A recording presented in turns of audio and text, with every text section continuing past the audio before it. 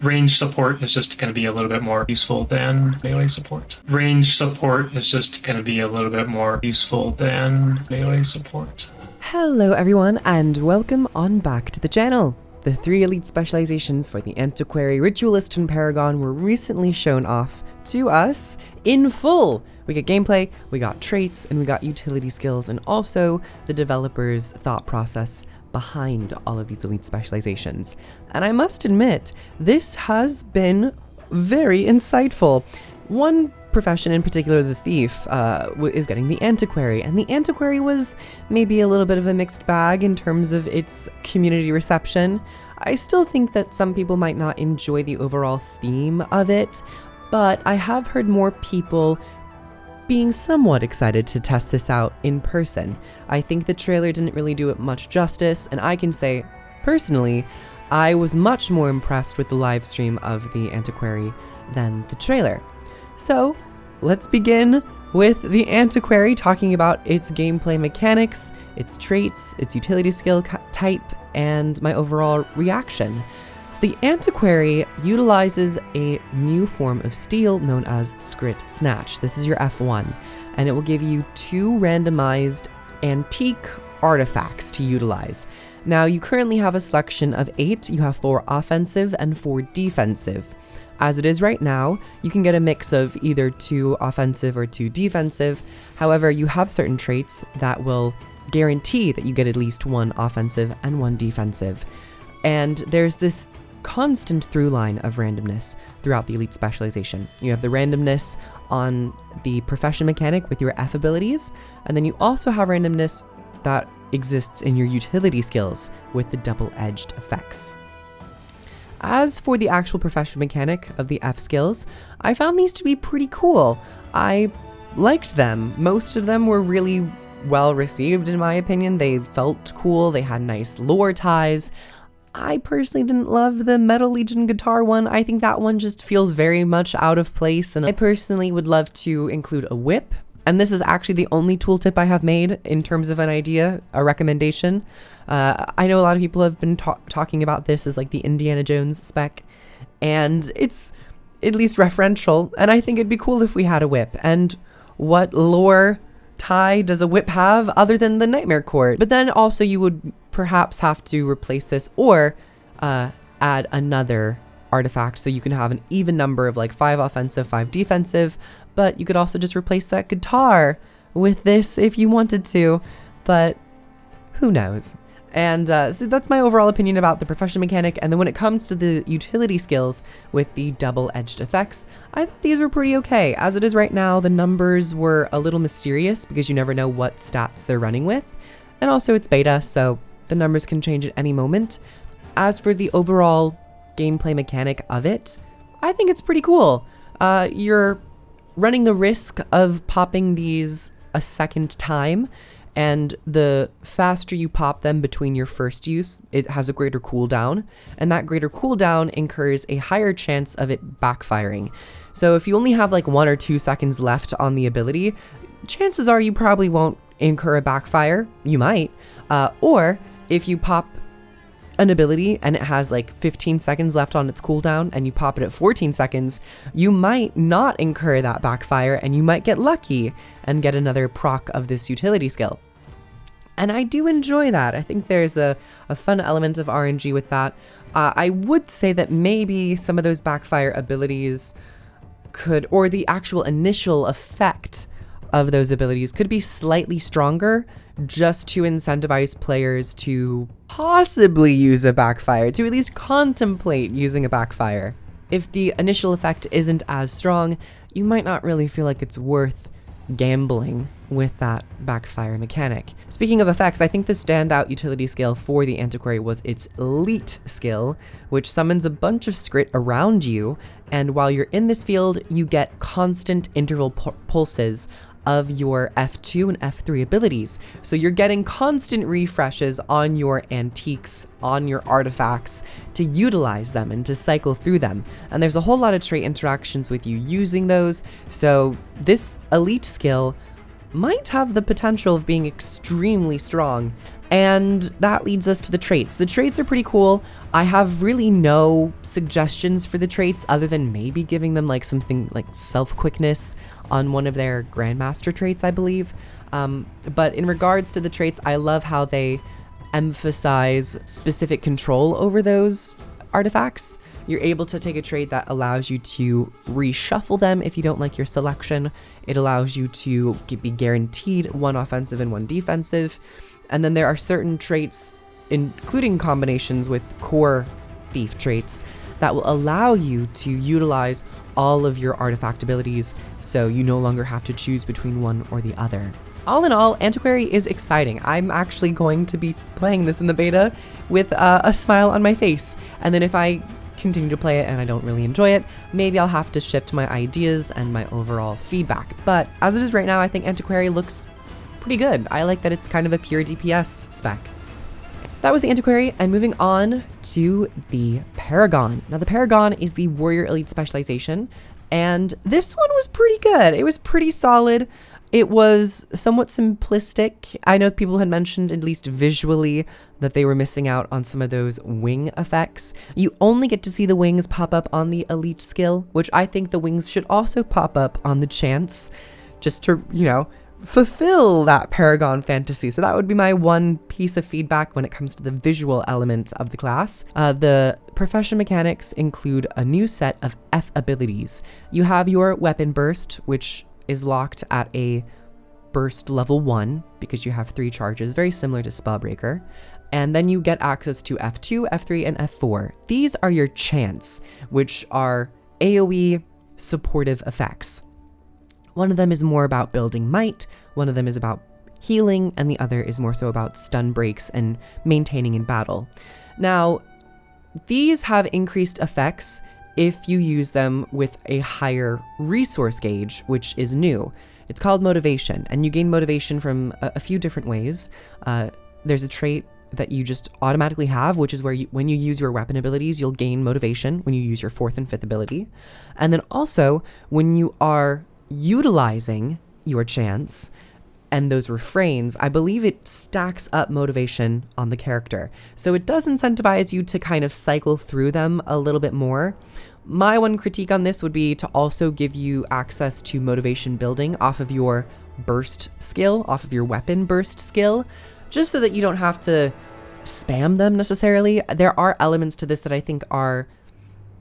We'll get into that when it comes to the traits, but I think it emphasizes spamming rather than actually using a skill for its intended purpose. Other than that, I like the Chance. I think they're pretty cool. It emphasizes that support. Warrior doesn't really have, historically, hasn't had a huge amount of access to that type of stuff. And this continues on with their utility skills. They get access to commands and echoes.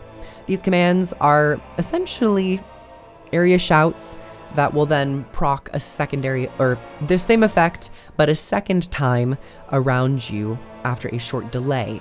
You're able to pop these commands and these echoes a little bit faster if you utilize a burst skill. So it does give you some agency, but if you're looking to maybe time something instead of having to sacrifice one of your burst abilities to proc that effect, then you can time it appropriately. I like that duality of it.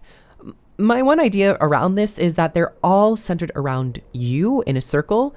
I wouldn't mind seeing them maybe be slightly different. Maybe a cone, maybe more of a rectangular path or something like that. Maybe have one of the abilities like Brace Yourselves be able to be cast at range, just so you have a little bit more flexibility in regards to how these skills proc. But I do understand that this is going to be more melee focused. You are a warrior, you're wanting to kind of stay in combat, so it makes sense. But a little flexibility here and there might not hurt the utility skills. And then of course we have the elite skill, which I was really pleased to see. It is your down prevention buff, which doesn't allow you or your allies to go below 1 health. The difficult part with this, and I guess it kind of plays into your profession mechanic, is that you only get the ally buff when it hits the echo. So after a 2 or 3 second delay, that is when you are able to apply that to your allies. I think the best thing to use in conjunction with this ability is one of your burst skills, one of your F skills, so that you are able to share that with your allies much faster and not having to wait for that delay. If you know a fight and you're able to time it, go for it. But I imagine most people will want to use this and then chain it into one of your chants so that the echo effect will pulse. I like a lot of the traits. I think they're pretty cool. When it comes to some of them, they are a little bit weaker in my opinion. The one, I believe it's the adept trait. I think that's what they're called. I always like mix up minor and adept traits. It's call to action. As it is right now, this ability only has an effect when you begin combat. Warriors have had these in the past, but they kind of become useless in prolonged fights, especially in like meta bosses, convergences, raids, certain fractal bosses as well, certain dungeon bosses. And these traits, I don't think really have much of a place. It would be nice to be able to reactivate this trait if you do something active, like utilize an elite skill, or you can just simply have this trait call to action on a bit of a cooldown where when you enter combat, it will use its effect. But then if you just linger in combat for about like a minute or so, the trait will proc again. The next trait that I think could be improved a little bit is actually a pretty strong trait. It's called Reverberation in the Master tier, which allows your echoes pulse a second time. So you get the initial command effect, you get the echo, and then it will happen again. So essentially you get 3 procs. I think this could also add a little bit of boon duration increased. We've seen this on the Troubadour, and I just think there's something missing in regards to that boon play with this spec, particularly if they don't change the Grandmaster trait, which applies Alacrity, which I will talk about in just one second. I think that the boon extension could maybe be a good idea. I think it fits with the name of this trait, Reverberation. That's my only recommendation for the Reverberation trait and the whole entire Master tier. The last thing that I'm really worried about when it comes to Paragon is its Grandmaster, which is Feverish Pulse. This is your Alacrity application trait. I think this is going to be bad for the gameplay. As it is right now, this will apply Alacrity when your F skills, your chant refrains, change into another one. So as it is right now, your F2, F3, and F4 abilities, you have the effect, but then it pulses over time. The pulsing is your refrain. This means that when you use another chant to chain into the other one, it will flip over to that other F skill effect. That is when the Alacrity is applied. So this will force you to spam your chants, which I hate when they have you just spam your abilities, not for the sake of your actual function, but for the sake of getting a boon. It is foregoing what this skill is kind of designed for, like your F3 is made for a stun break. But now when you're taking this trait, you're not really going to be utilizing this for its stun break effect. You might be just utilizing this to flip over into another refrain to get that Alacrity, because you need Alacrity to upkeep it on a group, because that's kind of your role as a healer. I don't like the way this is right now. I would change this to when you use a specific chant, like the healing one, it pulses that Alacrity. And then have this to be where if a refrain ends naturally or changes to another one, you also gain Alacrity. The fact that it's just on the transition of the refrain makes it spammy. But if they just slightly tweak it to where you can have it linger, but of course have it instant application on an actual chant, I think it would help out a lot. There's a couple ideas here in terms of, waiting for a beneficial effect that you can see across Paragon. But when it comes to the boon Alacrity and Quickness, you really want that to be on demand and always rolling. So I would like to see a change to that. That's all I have to say about Paragon. It was pretty strong. I'm excited to play it. Now let's talk about Ritualist. Ritualist, I have a few thoughts on and a few critiques, and this is coming from a place of love. I play Guardian and I play Ritualist, or Guardian and Necromancer, most of the time in Guild Wars 2. I love these classes to death. Your Ritualist Shroud is more so similar to a core Necromancer Shroud, where it replaces your health pool, and you're able to summon your spirits through your Shroud.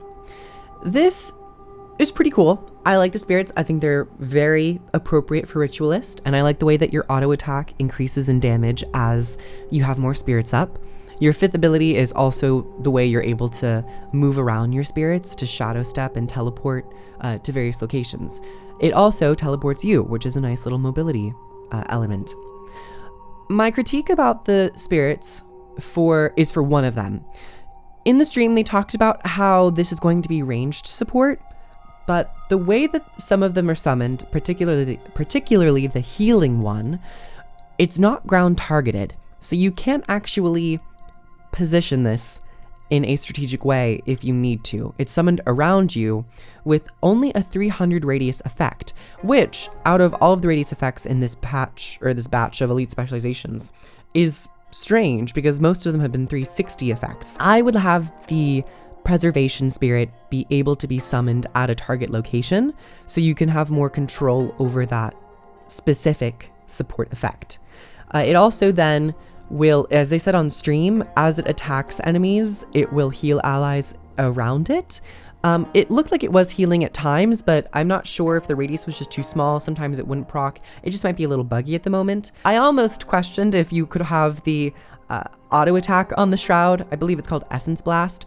If you could have this also ally target to heal allies, I think that could be kind of fun. If you really want to mode switch and approach this Shroud into two different modes, one DPS focused and giving you some options to be more support focused in terms of raw healing. So let's talk about the utility skills for the Ritualist.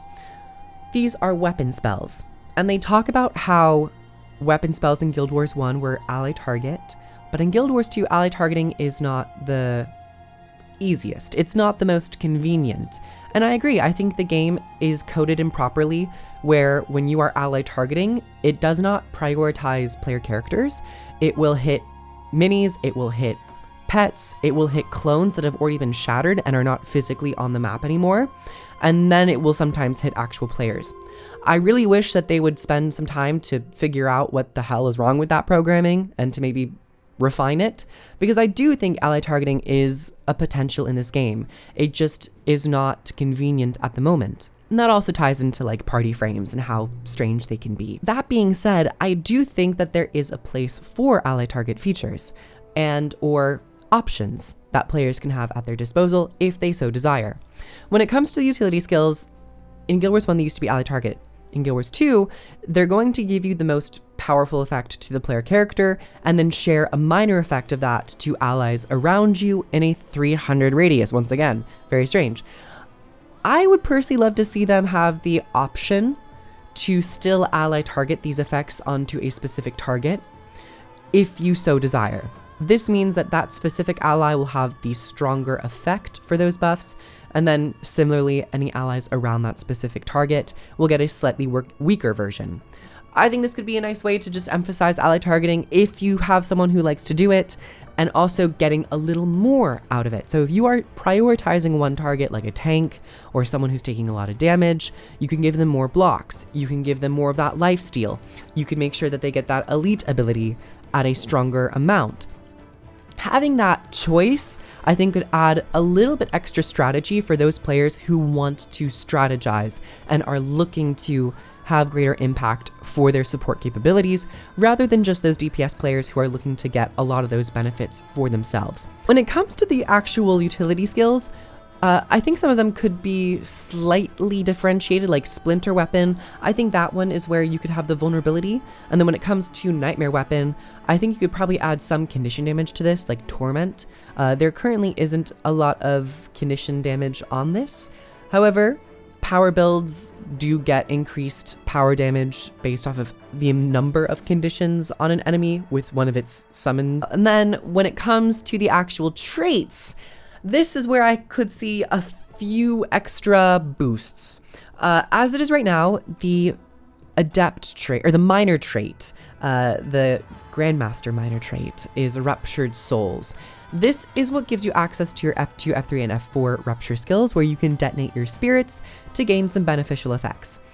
I think that effect could just be baked into the core Adept trait. I would just bake this into your normal Ritualist trait, and then give you a little bit extra benefit for rupturing those spirits if someone is into like more of a rupture playstyle. So I would have this be like a minor damage buff and a minor outgoing healing buff that stacks in duration rather than in potency, just so you have an option to like bolster yourself a little bit whenever you do rupture without necessarily focusing like, oh, I have to be rupturing to gain these massive passive boosts. If they wanted to then make a trait that scales this based off of potency rather duration to offer a rupture mechanic, a playstyle, maybe then. But then when it comes to their choices, I think the minor trait or the adept trait, explosive growth, could get like slight condition application whenever you are summoning your creatures. So just a subtle idea. And then we have the master trait, empowering spirits. This is where you have your boon sharing trait, which is kind of interesting because most of the time these are relegated to grandmasters. I actually like when they are in the master tier because it frees up those grandmaster traits to be more so gameplay defining. At the moment, Ritualist is applying quickness, which I don't think makes sense for this specialization. This spec seems to be focusing in on a cycle of summoning. You're gaining benefits for summoning. You're always going to want to be summoning or using your abilities. Your utility skills have somewhat long cooldowns, especially because they are weaker for your allies. It might be a little bit more difficult to gain benefit out of that. This, I don't usually say this often, should be Alacrity. I think that Alacrity makes so much more sense for the Ritualist in terms of reducing your cooldowns so you can be that spirit spammer where you can continually roll your spirits to gain that damage, to gain those benefits. I think Alacrity is much more beneficial for the spec, and I'm not even considering group application. Quickness, I don't really think is going to shine on this. So even if you're playing solo, you don't have a lot of long cast times. Your utility skills are somewhat instant cast. I think 2 of them have cast times or something like that. And I don't think quickness makes sense on this spec. When it comes to the actual rolls, yes, we have Scourge, but I don't think just because we have Scourge giving Alacrity, Ritualist shouldn't also be able to give Alacrity. Scourge and Ritualist are very different playstyles. I would hate for myself to be like, well, I want to play Ritualist, but I have to go Scourge because they need Alacrity. I think they should just give it Alacrity. It also then frees up a role that Necromancers don't have as well, which is a damage Alacrity spec, if you really want to go that way. I think people were maybe thinking about healers giving Alacrity, and they already have Scourge, but we don't have Alac DPS, and this spec does seem very damage focused. So I think that this should be Alacrity, not just for the sake of what this spec is looking to be, which is reducing your cooldowns to get access to your spells, but also to give them the potential of giving Alacrity as a damage roll. So as a wrap up, I'm very excited for Ritualist. However, I do think Preservation needs to be a ground targeted effect. I would like to see some type of option for ally targeting just so you can empower those utility skills for a specific ally. And then finally, I think that Ritualist should have access to Alacrity as it seems more logical for this specialization rather than quickness. All in all, these 3 specializations are looking to be very exciting, and I'm super excited to play Antiquary, Paragon, and Ritualist when they have the beta this month, August 20th. Thank you all for coming on by. Like, comment, and subscribe. Comment down below what you are excited for, maybe what you have subtle critiques over, your current impressions about Antiquary, if you liked what you saw about Paragon, and how you feel about the summoning spirits for the Ritualist. If you'd like to pre-purchase Visions of Eternity, I have links in the description, and it greatly helps me out in the channel. And if you'd like to follow me over on Twitch, I stream on the weekends. Thank you all for coming on by, and I'll see you all in the next video. Bye everyone! Mwah.